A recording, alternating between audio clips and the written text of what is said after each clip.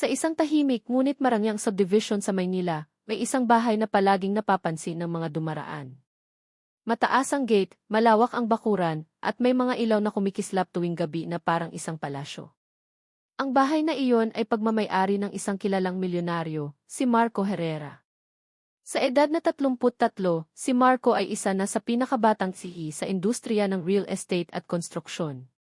Mula sa wala, naitayo niya ang sarili niyang pangalan. May mga gusaling siya ang nagdisenyo, may mga hotel na siya ang may-ari, at may mga lupain na dating pangarap lang para sa isang karaniwang tao. Sa mata ng lipunan, perpekto ang buhay ni Marco. Mayaman, matalino, gwapo, at may napakagandang nobya. Ang nobya niyang si Sofia Alvarez. Isang babaeng galing sa mayamang pamilya. Lumaki sa pribadong paaralan, sanay sa mamahaling damit at kilala sa sosyal na mundo. Kapag magkasama sila ni Marco, palaging may nakatingin, may naiinggit at may nagsasabing bagay na bagay sila. Ngunit sa likod ng perpektong imaheng iyon, may isang katotohanang itinatago. Isang katotohanang ayaw ipakita ni Sofia sa mundo. At iyon ay ang ina ni Marco. Ang inang ayaw ipakilala. Sa likod ng malaking bahay ni Marco, may isang maliit na silid. Hindi ito marumi, ngunit halatang simple. Walang mamahaling gamit, walang dekorasyon. Doon nakatira si Aling Elena, ang ina ni Marco. Isang dating labandera si Aling Elena. Buong buhay niyang ginugol sa paglalaban ng damit ng ibang tao. Sa ilalim ng araw, sa gitna ng ulan, at kahit may sakit, patuloy siyang nagtrabaho. Lahat ng iyon ay para sa iisang dahilan, ang mapag-aral ang kanyang anak. Maaga namatay ang asawa ni Aling Elena. Kaya mag-isa niyang hinarap ang mundo kasama si Marco. Walang reklamo. Walang sumbat. Kaya noong yumaman si Marco, iisa lang ang pangako niya sa sarili. Hindi ko pababayaan ang nanay ko. At tinupad niya iyon. Ngunit may isang taong hindi natuwa sa presensya ni Aling Elena sa buhay nila. Si Sofia. Noong una, nagkunwari itong mabait. Nanay, kumain na po kayo. Nanay, magpahinga po kayo. Ngunit ramdam ni Marco na may mali. May pilit sa boses. May lamig sa mata. Isang gabi, kinausap siya ni Sofia. Marco, sabi nito habang hawak ang kamay niya. Huwag mo sana akong maintindihan ng mali pero baka pwede munang hindi na siya masyadong lumalabas kapag may bisita. Bakit? Tanong ni Marco. Hindi naman sa ikinahihiya ko siya, sagot ni Sofia. Pero iba kasi ang mundo natin. Masakit iyon para kay Marco. Pero dahil mahal niya si Sofia, pumayag siya. Akala niya, pansamantala lang. Hindi niya alam, doon nagsimula ang bangungot. Ang tunay na mukha sa likod ng ngiti. Kapag nandoon si Marco, mabait si Sofia kay Aling Elena. Pero kapag wala na, iba na. Bakit nandito ka na naman? Mataray na sabi ni Sofia isang umaga. Hindi mo ba alam na may darating na kaibigan ko? Tahimik lang si Aling Elena. Nakayuko. Pasensya na, iha kukuha lang sana ako ng tubig. Sa likod ka dumaan, sigaw ni Sofia. Napapahiya ako sayo. Nilunok ni Aling Elena ang sakit. Hindi siya sumagot. Hindi siya lumaban. Para sa kanya, mas mahalaga ang katahimikan ng anak kaysa sa dignidad niya. Araw-araw, ganito ang nangyayari. Utos. Sigaw. Pangmamaliit. Hanggang isang araw. Isang araw na hindi na mababawi. Ang pag-uwi na hindi inaasahan. Isang hapon, biglang nakansela ang meeting ni Marco sa ibang bansa. Maaga siyang umuwi. Wala siyang sinabihan. Gusto niyang sorpresahin si Sofia at yayain sana itong magbakasyon. Pagpasok niya sa bahay, tahimik ang paligid. Walang musika. Walang boses. Pero may naririnig siyang sigaw mula sa likod ng bahay. Wala talagang silbi. Tumigil si Marco. Biglang bumigat ang dibdib niya. Dahan-dahan siyang naglakad papunta sa pinanggagalingan ng boses. At doon niya nakita ang eksenang habang buhay niyang dadalhin. Nakatayo si Sofia. Galit na galit. Namumula ang mukha. Sa harap niya, nakayuko si Aling Elena. Hawak ang timba. Nanginginig. Sabi ko sa'yo huwag kang magpapakita, sigaw ni Sofia. Bakit ba ang tigas ng ulo mo? Pasensya na, iha, mahina ang boses ng matanda. Nauhaw lang ako, Lee. Biglang umatras si Sofia. At sa isang iglap, sinipa niya Aling Elena. Bumagsak ang matanda sa sahig.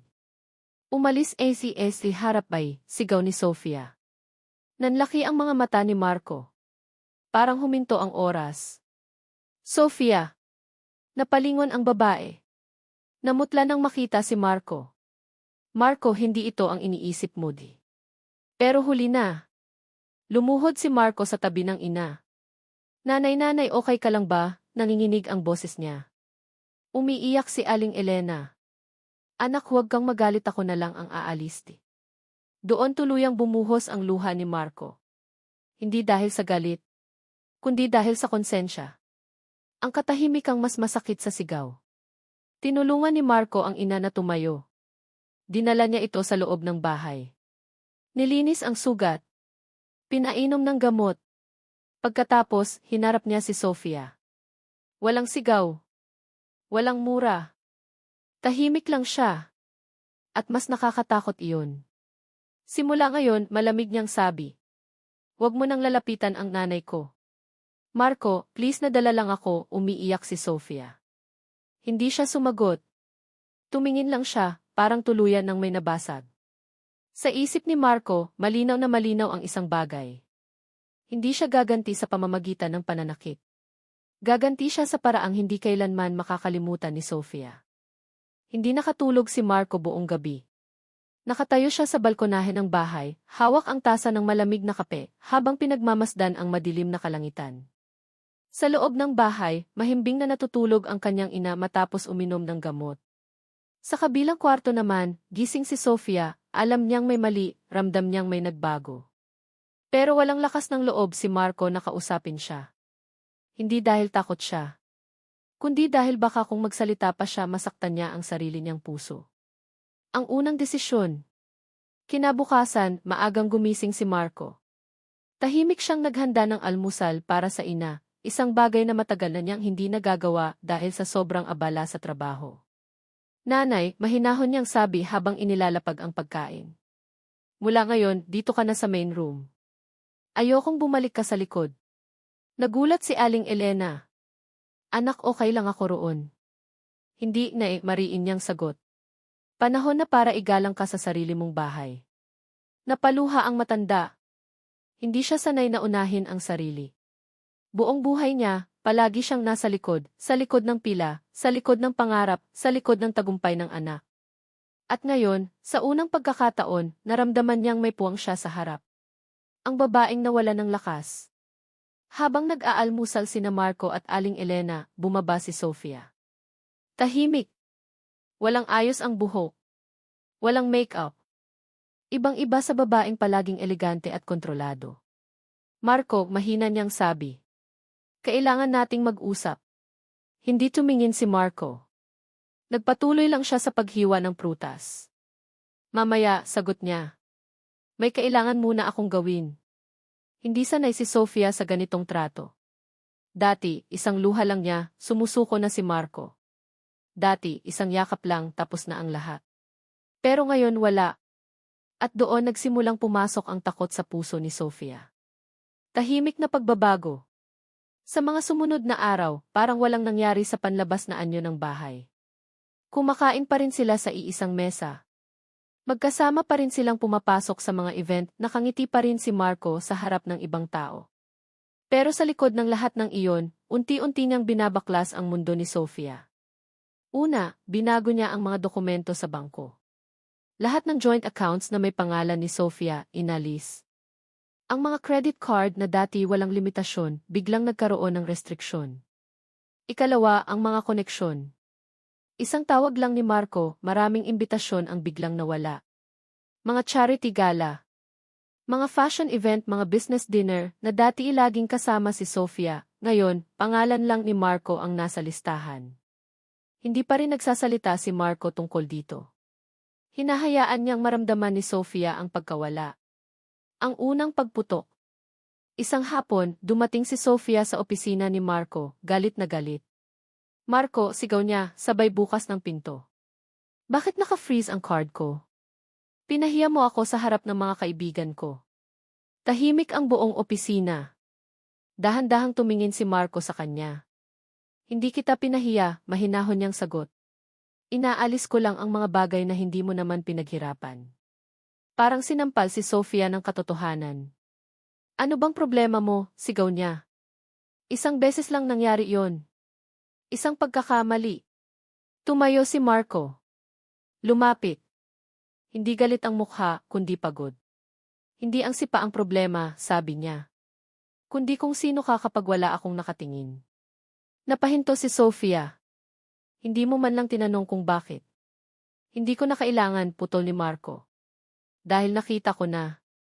Ang ina na unti-unting bumabangon. Habang nangyayari ang lahat ng ito, tahimik lang si Aling Elena. Pero ramdam niya ang pagbabago. Mas magaan na ang hangin sa bahay. Wala nang sigaw. Wala nang utos. Wala nang takot. Isang umaga, nadatnan siya ni Marco sa hardin, nagdidilig ng mga halaman. Nay, sabi niya. Gusto mo bang sumama sa foundation visit ko bukas? Nagulat si Aling Elena. Ako. Sagot ni Marco. Gusto kong makita nila kung sino talaga ang dahilan kung bakit ako narito. Napaluha ang matanda. Anak, hindi ko kailangan. Hindi ito para sa'yo lang, ngiti ni Marco. Para rin sa akin. Ang araw ng katotohanan. Dumating ang araw ng charity event ng foundation ni Marco. Naroon ang media, mga negosyante at mga kilalang personalidad. Naturally, nandoon din si Sofia. Nakagown siya. Nakangiti. Pero sa likod ng ngiting iyon, may kaba. Sa gitna ng programa, umakyat si Marco sa entablado. Magandang hapon sa inyong lahat, panimula niya. Ngayon, hindi lang ako magsasalita bilang isang sihi, kundi bilang isang anak. Lumabas si Aling Elena. Simple ang suot. Walang alahas. Pero matatag ang tindig. Siya ang aking ina, sabi ni Marco. Isang dating labandera. Isang babaeng hindi kailanman humingi ng kapalit. Palakpakan ang buong bulwagan. Nanigas si Sofia. At gusto kong sabihin sa lahat, dugtong ni Marco, na ang tunay na yaman ay hindi nasusukat sa pera kundi sa kung paano mo tinatrato ang mahihina. Tumingin siya sa direksyon ni Sofia, hindi direkta, pero sapat para maramdaman niya. Ang simula ng pagbagsak. Kinabukasan, kumalat ang balita. May mga tanong. May mga bulong. May mga taong biglang lumayo kay Sofia. Hindi pa alam ng lahat ang buong nangyari, pero ramdam na ramdam ni Sofia, hindi na siya protektado. At sa bahay, hindi na siya ang reyna. Si Aling Elena na ngayon ang palaging katabi ni Marco. At si Sofia unti-unting nagiging estranghero. Isang babala na walang sigaw. Isang gabi, kinausap ni Marco si Sofia. Hindi pa ito ang katapusan, mahinahon niyang sabi. Pero kung gusto mong manatili, kailangan mong magbago. Umiiyak si Sofia. Lumuhod. Nakiusap. Pero sa puso ni Marco, malinaw na ang isang bagay. Ang tunay na ganti ay hindi paghihiganti, kundi ang pag-alis ng lahat ng bagay na akala mong karapatan mo. Hindi na mapakali si Sofia. Sa bawat araw na lumilipas, pakiramdam niya ay unti-unting gumuguho ang mundo na matagal niyang kinagisnan. Ang mga kaibigang dati araw-araw siyang tinatawagan, ngayon ay bihira ng magparamdam. Ang mga imbitasyon sa mamahaling event, biglang tumigil. At ang lalaking akala niya ihawak niya sa isang ngiti, unti-unti nang lumalayo. Si Marco. Sa loob ng bahay, malinaw ang pagbabago. Si Aling Elena na ngayon ang may pwesto sa gitna ng mesa. Siya ang unang kinakausap ni Marco. Siya ang laging kasama. At sa unang pagkakataon, naramdaman ni Sofia na siya na ang nasa gilid. Hindi niya iyon matanggap. Isang huling pagsubok. Isang gabi, nilapitan ni Sofia si Marco sa sala. Tahimik ang paligid. Naroon si Aling Elena sa kwarto, nagpapahinga. Marco, mahinang sabi ni Sofia, sabay hawak sa braso nito. Pwede ba tayong mag-usap tayo lang? Tinanggal ni Marco ang kamay niya. Sabihin mo, malamig na sagot. Huminga ng malalim si Sofia. Alam kong nagkamali ako, nanginginig niyang sabi. Pero pwede ko namang itama. Magbabago ako. Pangako. Tumingin si Marco sa kanya, hindi galit, kundi puno ng pagod. Hindi kita hinihinga ng pangako, sagot niya. Hinahanap ko ang konsensya na dapat ay matagal mo nang ginamit. Napaluha si Sofia. Isang pagkakamali lang iyon. Hindi, putol ni Marco. Isang pagkatao ang nakita ko. Tahimik ang buong sala. At doon unang naramdaman ni Sofia na baka tuluyan na siyang mawawala. Ang desisyong hindi na iurong. Kinabukasan, tumawag si Marco ng isang press conference, isang bagay na ikinagulat ng marami. Naroon ang media, mga business partner, mga kilalang personalidad. Kasama rin doon si Sofia. Akala niya, aayusin ni Marco ang imahe nilang dalawa. Akala niya, babalik sa dati ang lahat. Pero mali siya. Umakyat si Marco sa entablado, hawak ang mikropono. Magandang umaga, panimula niya. Hindi ito business announcement. Isa itong personal. Nagkatinginan ang mga tao. Matagal ko nang pinoprotektahan ang imahe ng aking relasyon, dugtong niya. Pero dumating ang panahon na kailangan kong piliin kung ano ang tama. Lumabas si Aling Elena. Tahimik ang buong lugar. Ito ang aking ina, sabi ni Marco. Ang babaeng nagpalaki sa akin ng mag-isa. Ang babaeng nagtiis para makarating ako rito. Palakpakan ang ilan. May mga napaluha. At gusto kong linawin, dagdag niya, na ang sinumang hindi marunong rumespeto sa kanya ay walang lugar sa buhay ko. Nanlaki ang mga mata ni Sofia. Hindi pa sinasabi ni Marco ang lahat, pero sapat na iyon para magsimulang magtanong ang lahat. Ang pagputok ng katotohanan. Hindi nagtagal, may isang lumabas na balita online. Isang dating kasambahay ang nagsalita. May naglabas ng mga mensahe. May nagkwento ng mga sigaw, utos at pangmamaliit. Hindi man direktang binanggit ang pagsipa, malinaw na malinaw ang pang-aabuso. Sa loob lamang ng ilang oras, kumalat ang balita. Si Sofia, ang sosyal, ang elegante, ay may ibang mukha pala. Nabaliw ang social media. May kumampi. Mas marami ang kumondena. At doon tuluyang bumagsak ang imahe ni Sofia. Ang ina sa harap ng mundo. Habang si Sofia ay nilalamon ng takot at kahihiyan, si Aling Elena naman ay tahimik na humaharap sa bagong mundo. Inanyayahan siya ng foundation ni Marco na magsalita sa isang simpleng programa. Kinakabahan siya. Anak, hindi ako sanay magsalita sa harap ng maraming tao, sabi niya. Ngumiti si Marco. Hindi mo kailangan magsalita ng maganda, sagot niya. Magsalita ka lang bilang ikaw. At ginawa niya iyon. Hindi ako perpekto, sabi ni Aling Elena sa entablado. Pero minahal ko ang anak ko sa abot ng makakaya ko. Tahimik ang lahat. At kung may isang hiling ako, dagdag niya. Iyon ay sana matuto tayong rumespeto kahit kanino. Palakpakan. Matagal. Taos puso. Ang babaeng dumating ng tahimik. Sa gitna ng lahat ng kaguluhan, may isang babaeng hindi naghahanap ng eksena. Si Lara. Isang volunteer sa foundation. Simpleng manamit. Tahimik. Palangiti. Hindi siya humahanga kay Marco dahil sa pera. Hindi rin siya lumalapit para sa koneksyon. Isang araw, nadatnan siya ni Marco na kausap ang kanyang ina sa hardin. Masaya si Aling Elena. At doon unang naramdaman ni Marco ang isang bagay na matagal niyang nakalimutan, katahimikan. Ang tuluyang pagkakabunyag. Isang gabi, nagkita sina Marco at Sofia, huling beses. Aminin mo, umiiyak na sabi ni Sofia. Pinalabas mo akong masama sa mata ng lahat. Yumiling si Marco. Hindi, sagot niya. Pinakita ko lang kung sino ka. Tahimik si Sofia. Hindi kita sinira, dagdag ni Marco. Tinanggal ko lang ang maskara mo. At sa gabing iyon, tuluyang nagtapos ang kanilang relasyon. Walang sigawan. Walang drama. Isang pirma lang. Isang paalam. Matapos ang huling pag-uusap ni Marco at Sofia, naging opisyal ang lahat. Wala na silang relasyon, hindi sa papel, hindi sa puso, at lalong hindi sa buhay ng isa't isa. Umalis si Sofia sa bahay na minsan niyang itinuring na kanya. Walang eskandalo. Walang sigawan. Isang maleta lang ang dala niya, pero iyon ang bigat ng pagkatalo, hiya at pagsisisi. Habang papalayo ang sasakyan niya, nakatayo si Marco sa balkonahe. Hindi siya masaya. Hindi rin siya nalungkot. Ang naramdaman niya ay katahimikan, isang katahimikang matagal niyang hinanap. Ang buhay na walang maskara. Sa mga sumunod na linggo, tuluyang nagbago ang takbo ng buhay ni Marco. Mas madalas na siyang umuuwi ng maaga. Mas marami siyang oras sa ina. Mas simple ang mga araw, almusal sa hardin, kwentuhan sa hapon, at tahimik na hapunan sa gabi. Isang araw, habang nagkakape sila ni Aling Elena, bigla nitong sinabi. Anak, salamat. Napatingin si Marco.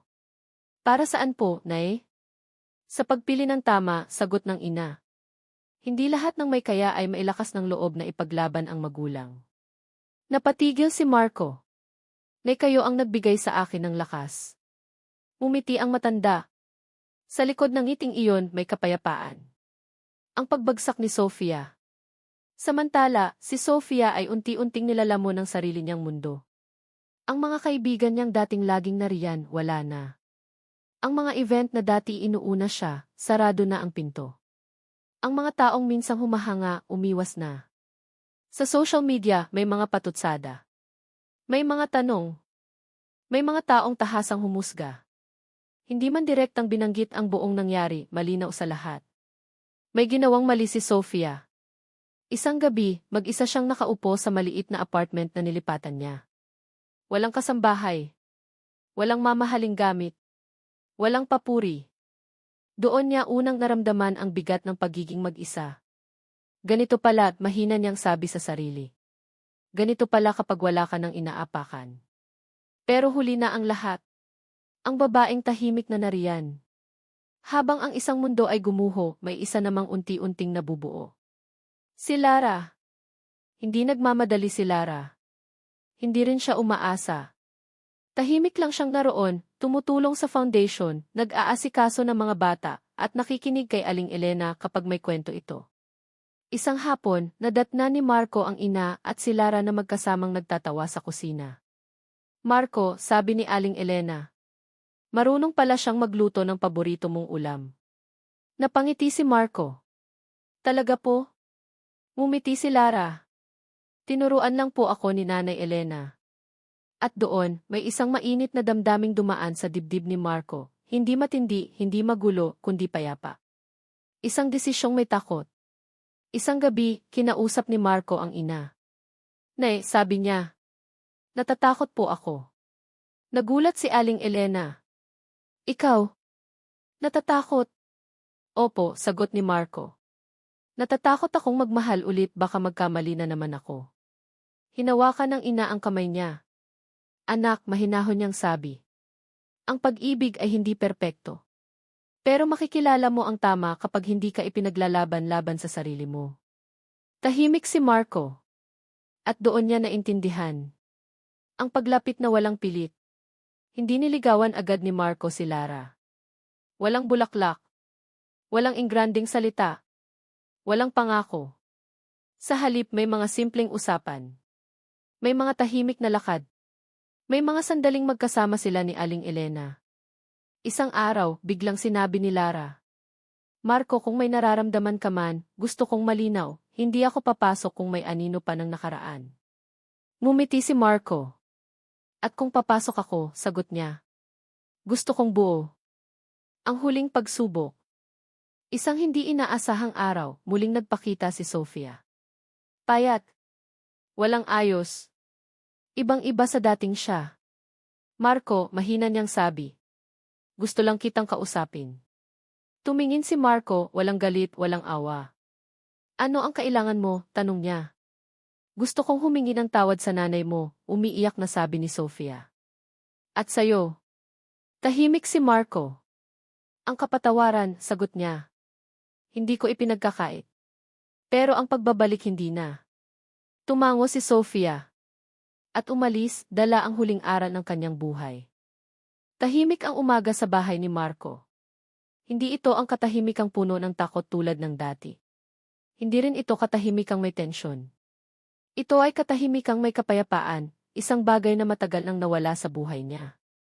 Sa hardin, nakaupo si Aling Elena, hawak ang tasa ng mainit na kape. Nakatingin siya sa mga halamang siya mismo ang nagtanim. Sa unang pagkakataon sa loob ng maraming taon, wala siyang kaba sa dibdib. Wala na siyang iniisip na iiwasan, walang taong kinatatakutan. Lumapit si Marco at naupo sa tabi niya. Nay, mahinahon niyang sabi. Masaya po ba kayo ngayon? Ngumiti ang ina. Anak, ngayon ko lang talaga naramdaman na may sarili akong buhay. Napayuko si Marco. Kumirot ang dibdib niya, hindi sa sakit, kundi sa pagsisisi. Pasensya na po, sabi niya. Natagalan bago kita ipinaglaban. Hinawakan ni Aling Elena ang kamay niya. Hindi ka nahuli, anak, sagot nito. Dumating ka sa tamang oras. Ang huling hakbang ng ganti. Marami ang nagtatanong kung ano raw ba talaga ang ginanti ni Marco kay Sofia. Wala siyang sinampal. Wala siyang ipinakulong. Wala siyang pinahiya sa harap ng kamera. Pero lahat ng nawala kay Sofia, ang yaman, respeto, koneksyon, at kapangyarihan ay bunga ng sarili niyang ginawa. Isang umaga, pinirmahan ni Marco ang huling dokumento. Tuluyang tinanggal si Sofia sa lahat ng koneksyon ng kanyang negosyo at foundation. Hindi ito galit. Hindi ito paghihiganti. Isa itong hangganan. At doon naintindihan ni Marco ang pinakamahalagang aral. Ang tunay na ganti ay hindi paninira ng buhay ng iba, kundi ang pagtigil sa pagpayag na sirain nila ang iyo. Ang ina sa harap ng liwanag. Lumipas ang mga buwan. Inanyayahan si Aling Elena bilang panauhing pandangaan sa isang simpleng programa ng foundation para sa mga single mother at matatandang ina. Nanginginig ang kamay niya habang hawak ang mikropono. Hindi ako sanay magsalita, panimula niya. Ako'y labandera lang. Umiti ang mga tao. Pero kung may natutunan ako sa buhay, dugtong niya. Iyon ay ito, ang pagmamahal ng isang ina ay hindi dapat ikahiya, itago o yurakan. Tahimik ang buong lugar. Kung may anak man kayo, sabi pa niya. Ipaglaban ninyo ang tama. Kahit masakit. Tumayo ang mga tao. Palakpakan. May mga luha. Sa gilid ng entablado, nakatingin si Marco, punang pagmamalaki. Ang pag-ibig na walang takot. Sa mga sumunod na araw, mas naging malapit sina Marco at Lara, pero walang pagmamadali. Isang hapon, naglalakad sila sa park kasama si Aling Elena. Marco, biglang sabi ni Lara. Pwede ba kitang tanungin? Anong tanong, sagot niya. Kung dumating ang araw na kailangan mong pumili ulit, pipiliin mo ba ang tama, kahit masakit? Huminto si Marco. Tumingin siya kay Lara, diretso, tapat. Sagot niya. Dahil minsan na akong nagkamali. Ngumiti si Lara. Kung ganoon, sabi niya. Pwede kitang mahalin dahan-dahan. Ang huling pagkikita. Isang gabi, may dumating na sulat si Marco. Galing kay Sofia. Maikli lang ang laman. Hindi ko hinihingi ang pagbabalik. Gusto ko lang ipaalam na natutunan ko ang leksyon. Patawad. Tahimik na isinara ni Marco ang sobre. Wala na siyang galit. Wala na ring bigat. Tapos na. Isang tahanan na buo. Sa huling eksena ng kwento, makikita si Marco, si Lara, at si Aling Elena na sabay-sabay kumakain sa mesa. Walang luho. Walang maskara. Walang takot. Isang tahanang buo. Hinawakan ni Marco ang kamay ng ina. Nay, sabi niya. Salamat sa lahat. Umiti si Aling Elena. Anak, sagot niya. Ang pinakamalaking yaman mo ay hindi ang pera mo. Tumingin siya kay Lara. Kundi ang puso mo. Wakas. Aral ng kwento. Hindi lahat ng maganda ay may mabuting puso. Hindi lahat ng simple ay walang halaga. At ang tunay na ganti ay ang pagpili ng tama kahit kailan.